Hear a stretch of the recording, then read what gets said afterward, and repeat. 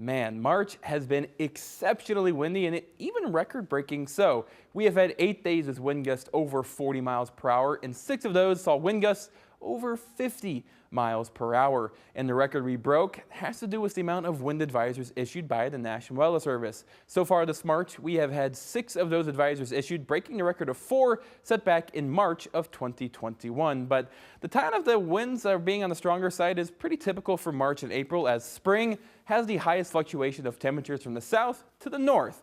Reason being, that's because our sun's direct sunlight has now crossed over the equator, meaning the tropics are still exceptionally warm, but up north into the poles, well, they are still on the cooler side, so that kind of imbalance of the temperatures creates areas of high and low pressure. And pressure is where we get our winds, as a lot of our air wants to be normalized or equalized throughout the atmosphere. So areas of high pressure will create winds going towards areas of low pressure. And thanks to the wind's curvature as well as its rotation or Coriolis effect, well, it's actually going to run parallel to something called isobars, which are the white lines you see on your screen.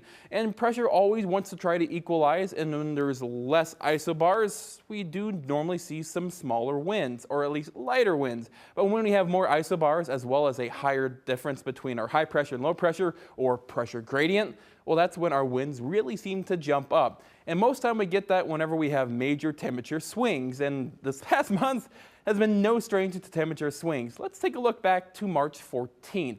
We had a high set at 80 degrees, which actually broke a record, and then just 2 nights later, temperatures dropped all the way down into the lower 20s for our overnight low. And just looking at the past 2 weeks, well, you can notice we have had some very high highs and some temperatures below average, kind of having those big temperature swings throughout. So the reason why we've had such a windy March has to do with a lot of high and low pressure systems, thanks in part to the swing of high temperatures and low temperatures.